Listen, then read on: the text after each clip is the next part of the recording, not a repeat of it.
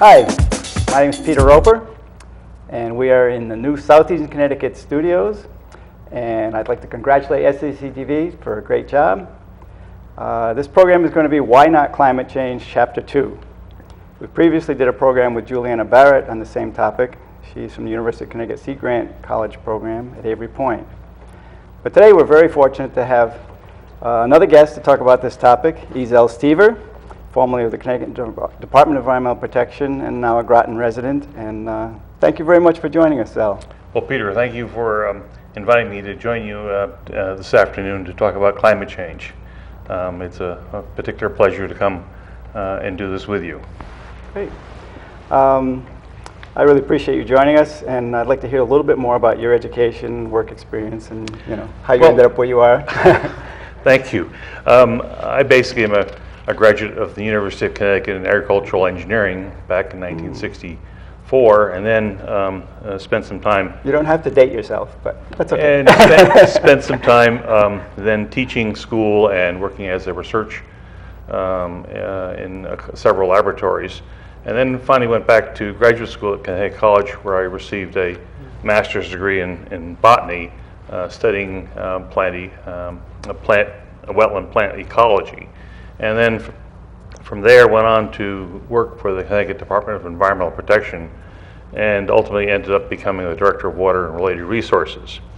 And spent 5 or so years there, and then ended up going to Washington, where I worked for the President's Council on Environmental Quality, doing water resource policy matters, and then worked at EPA, and then Corps of Engineers, and then finally ended up having the opportunity to join the State Department for a couple of years to work on the Earth Summit, and that's where I got involved with sustainable development and just tangentially at that time climate change. And then finally ended up my career in Washington at the Department of Interior. And so that sort of summarizes where I've been and what I've been doing. And spent the last 10 years here in Groton after retirement, and have worked on a number of issues, climate change being one of those. Mm-hmm. Great. I've already learned quite a bit here. I didn't know all of your recent history, but I actually met you when you were at DAP, so right. I go back so early in your career, and I was glad to have met you, and I was just saying that you helped hook me up with Dr. Nearing at Connecticut College. That's right. I got some work experience there, so that's great. Just briefly, I'd like to, since we're talking about climate change, I'd like you to address a little bit about the climate deniers. There's a lot of arguments going on, and we don't want to spend a lot of time on that, but I'd just like you quickly to respond to some of the I think unfortunately debates. We have seen, particularly in the literature and particularly on television, a great deal of climate denial activity by a variety of people. And I think a lot of it, essentially all of it, is I think incorrect, and it really does a disservice to the public and to our public officials to have us go on. This is similar to the disinformation campaign that took place around the tobacco issue back earlier, and it's just remarkable that the funds have been made available for a variety of people to sort of end up talking about specific problems with the science and so forth. And it's really unfortunate. I mean, there is very clearly established evidence that mankind is making a serious impact on the warming of our climate, basically through the release of greenhouse gases, in particular carbon dioxide.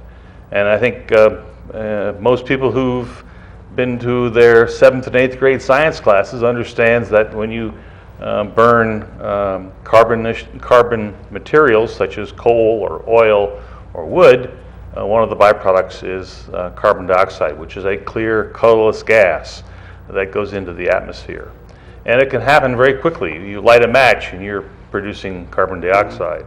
But yet to get the carbon dioxide out of the atmosphere through the normal processes, it basically gets out or gets removed from the atmosphere by either dissolving in seawater, which tends to make that more acidic, or it is taken up by plants. And so they generally think of carbon cycle as or to get the carbon out of the atmosphere is taking literally centuries to have that happen. And so here we are building up CO2. We've gone from 270 parts per million to now just about 400 parts per million. And it's causing a clear warming of our globe. Mm-hmm. Yeah, even though some winters are colder and well, I prefer to call it global weirding because it covers a lot of different weather patterns. That well, have it's changed actually and got more perfectly intense. consistent with what happens when you add the extra energy, that is heat, to the atmosphere. It becomes more violent. It's just like when you boil water on top of a stove, the water becomes more violent and starts bubbling and steaming. When the water is cold, it's not doing that. And the same thing happens in the atmosphere. So the result is that you get places where it is warmer and hotter and places where it gets colder. And last winter was an example, I think, of where we had a pretty cold winter in the Northeast, and not to be unexpected. So that sort of swing is quite expected. And the problem is the climate deniers tend to say, well, how could it be global warming if we've had such a cold winter? And that's just not the case. And I have to say, it seems like many of the so-called experts on the side of denying climate change are working in their own best interest. I think they're paid by an industry that has an interest in not doing anything at the moment. I think there's a variety of reasons this happens. One is that there's certainly a lobby and a group of people who are being paid to do this by particularly the energy companies and the power companies to fund this kind of disinformation. What they do is they find bits and pieces of information about climate change, and if you take it in isolation, yes, it may be cooling for this particular period, but when you look at the entire spectrum, it is exactly the opposite. And so it really depends upon how you look at the data. And it's I think there's a group of people who probably just can't understand or don't understand this, even though they may be highly trained as professionals that don't sort of really get what's going on here. I mean, in fact, it's the rate of change that is really going to hurt us. We've been through periods in the history of the Earth where it's been much colder, and there's been periods where it's been much warmer. And but those times when it goes from one to the other are been spread out over much longer periods of time than what we're currently experiencing right now. Allowing adaptation and a reasonable response to the changes. Right. Thank you. We don't want to dwell on that, but I'm glad you touched on that. Just a little bit about Groton now. Part of the reason I brought you here is I wanted to hear what Groton is doing, and I think you were involved with a citizen committee looking at climate change and how Groton would respond to prevent it and to deal with it, I guess. Right. Well, yes, this is actually, I've been involved with two committees now, or I am currently involved with a second committee. Mm-hmm. This all started back in 2008, and Paul Ann Sheets, who was a member of the town council, had pushed to establish a task force on climate change and sustainable communities. And she was able to get through the town council a resolution to have a group of people look at what Groton's response should be to climate change and the idea of sustainable communities. And so what was the council set up was a 2-year study. It had 9 members, 3 alternates, and we were to come back with recommendations as to what Groton might want to do. Now we were this all happened at a time when in 2008 there was the huge downturn in the economy, and one of the things that happened during that period is that the President and the Congress put together the Recovery Act, and in that act there was money made available to local communities to fund looking at climate change and energy efficiency. And Groton was very fortunate. We were able to get a $198,000 grant, a 3-year grant, to basically look at this issue. And so very fortunately, we were funded, or the town was funded to undertake this effort.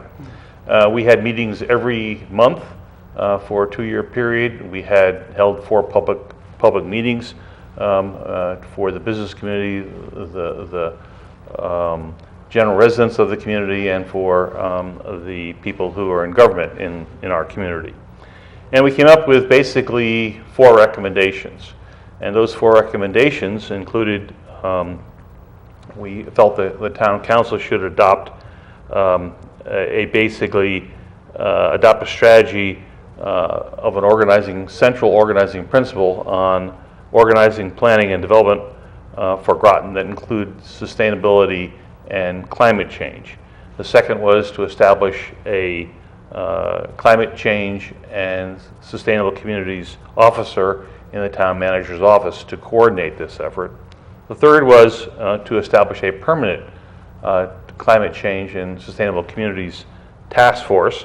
And then the fourth was for the town council to establish a Groton Energy Fund, a GEF, basically a revolving fund where the town would take either grants or money that was received from outside the community or money saved when we did energy efficiency projects, pump it into a fund which then could be used to do the next building or the next project to make the community more energy efficient. And I think we had a very interesting time. We were able to upgrade one school, its lighting and its lighting fixtures, and that school is now far more efficient. We were able to do some work in the library to get the stacks with high energy efficient lighting. And so I think a lot happened. Now I also should say that prior to our involvement, Groton had done a number of things which I think were very important. For example, the school program had, under Wes Greenleaf, the former facilities manager, had, through his program, done a number of upgrades to our schools to make them far more energy efficient. Because what most people don't know is that basically in Connecticut, the second highest budget fund for educational systems is behind, and this is the second highest, the second behind the salaries for teachers, is the cost of energy. And if you can reduce that 10, 20, 30%, then the community saves a huge amount of money. It's a big deal. It's a big deal. And in fact, Wes was very successful in doing these upgrades in these schools. For example, in the junior high school, the junior high school in Mystic, they established these new high efficiency Braderis boilers, which have a efficiency of somewhere around 95%. And so it means using less fuel to keep the classrooms warm in the winter. And so I think that was great. The other thing that the town has done is that when the opportunity became available to get hybrid vehicles, you'll notice that the town has a number of Priuses, they have a number of hybrids, and so they have taken some steps to do some very positive things. Certainly the people in the purchasing department have made it clear that when they replaced light bulbs, they wanted high efficiency ones to be replaced. And so we're already saving a great deal of money. So that's sort of the real upside of what has happened in the town already. Now, as a result of the efforts of the task force on climate change and sustainable communities, the town council basically considered our proposals and our recommendations and basically adopted none of them. And what they did is instead they established a new committee, a permanent committee on energy efficiency and energy conservation. And they established a 13-member committee with no funding. And frankly, to date, we've been in operation for a bit over a year, and we've made very little progress. And it's not surprising, without funding and without people having an ability to get something done on the ground, it becomes very difficult to make progress. So we'd have to say that we got off to a really good start, but we've sort of bogged down in the last year or so, I think, and we need to sort of get behind and redirect our efforts to really do a more comprehensive job and and take this climate change stuff very seriously. We have not been able to, for example, take full advantage of state or federal grants because we have no one who can apply for those in the town now, and we need to have someone who can. And you said there was money available. Yeah, there's been a fair amount of money available for energy efficiency, both at the federal and at the state level. So we just need to get back and start this effort, restart this effort, I guess, and to develop robust policies and plans and an educational program. Because if the people, the public, the community doesn't understand this, they won't support it, and they need to basically feel comfortable with this. And in fact, most of this technology is simply available now. It's on the shelf. It's not something that has to be developed. It's here now. We have high efficiency cars now. We have high efficiency lighting. We know how to make houses tighter. We know how to use less fuel. And the bottom line is it saves the residents and the town a great deal of money. Because there's no reason why we can't make ourselves 20-30% more efficient than we have been in the past.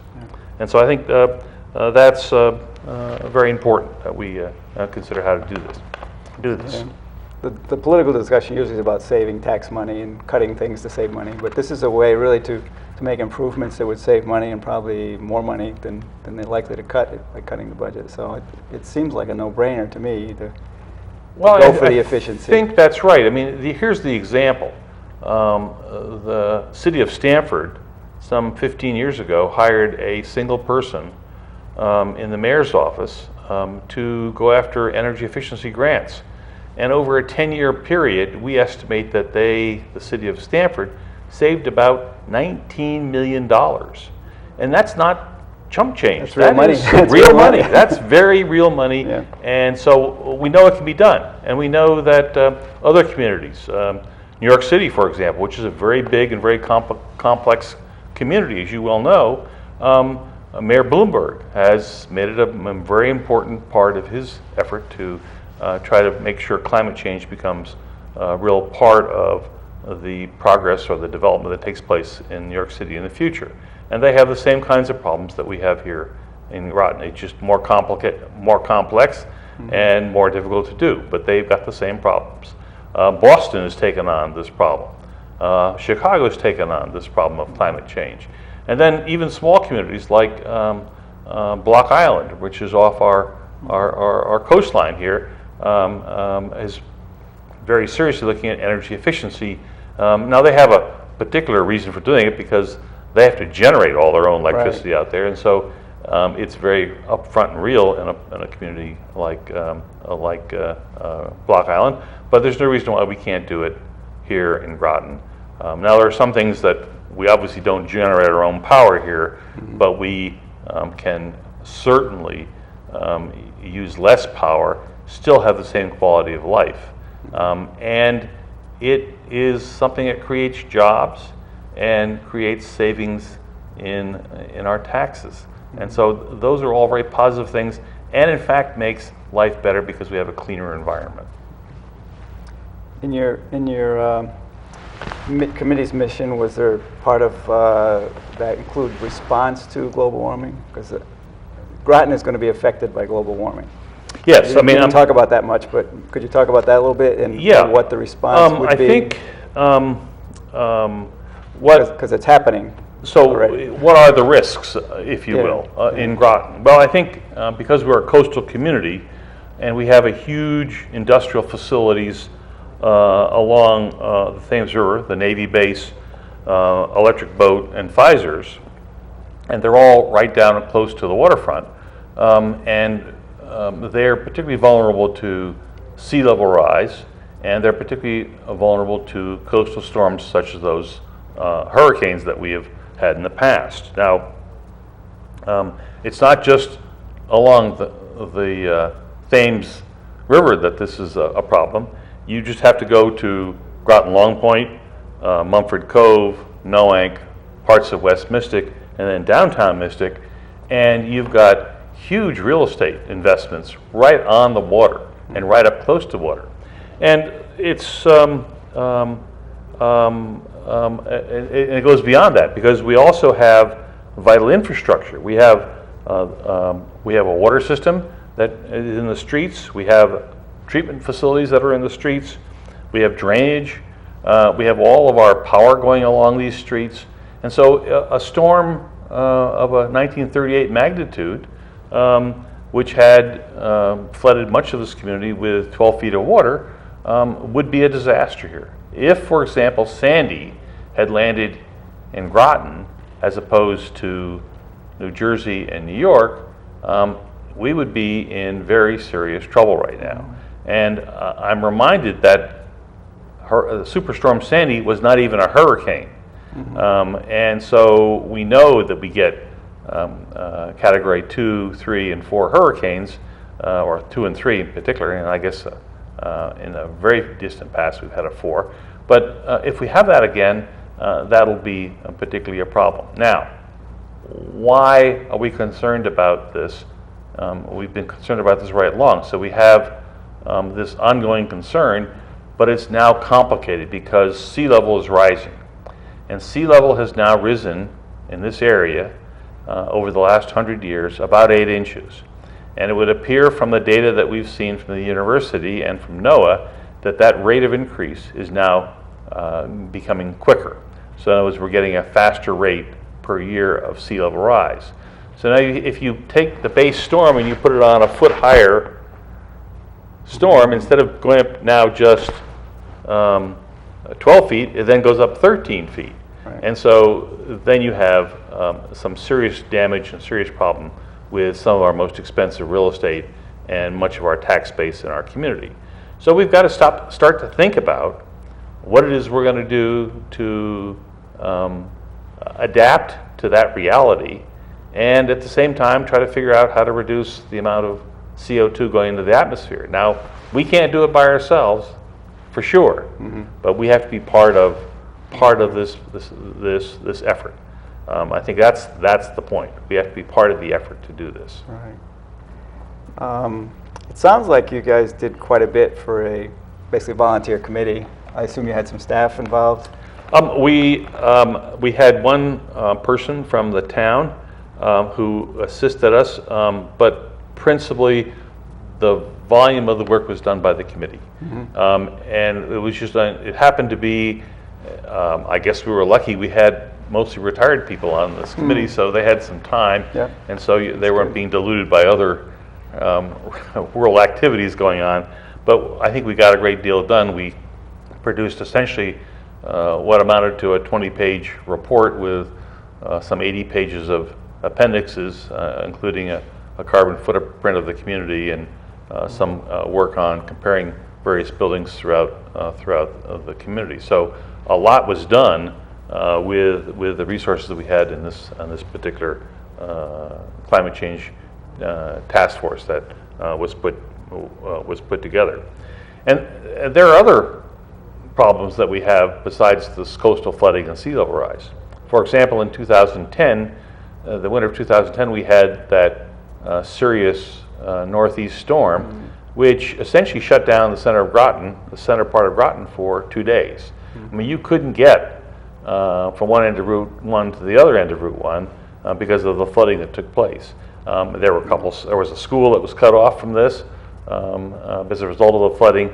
And so while it's very difficult to say that climate change caused that rain, it is simply consistent with this pattern of a warmer environment and more violent storms, and so we can expect that in the future. So those are some of the examples. We can expect heat waves that are greater than they've been in the past. We can expect stronger winter storms. We can potentially see periods of drought, and we can see potentially periods of bigger rain events. And so those are all the things that we're likely to experience here. Less unknown, and when I say really unknown, is what the issues around health are going to be and how the ecosystem is likely to change our community. And those are the sort of the unknowns that we don't know about. And those are ones that are a bit problematic at this point in time. So we're basically looking forward to sort of dealing with two kinds of activities in this community. One is How do we mitigate climate change, that is, reduce the amount of greenhouse gases? And the second is, how do we adapt to what's already happening? So we have these two thrusts that we need to... And we really need to do both. To do both. We can't do just choose. one. Exactly. We can't do just one. We have to do both. I guess I was really proud when I knew Groton was doing this. Should I have been proud, and what do we have to do now to get over the next hump? Because it sounds like I think Groton has made terrific progress. I think we have, for a variety of reasons, sort of stalled at this point with the energy efficiency, energy conservation effort. We need to get back on track with that. I think we know that we can do it. We just have to have the political will, and we have to be able to fund the town staff in such a way that they can do it. After all, a committee can't, a town committee, town commission can't accept funds on behalf of the town. It is the town that has to accept those funds, and they have to do this work. And I think we've already seen some really good results with what we've already done. There is just a lot of good stuff that is already starting to happen. We would hopefully like to see a public policy discussion with the public. The council needs to consider that. We need to consider how we operate our buildings and our facilities.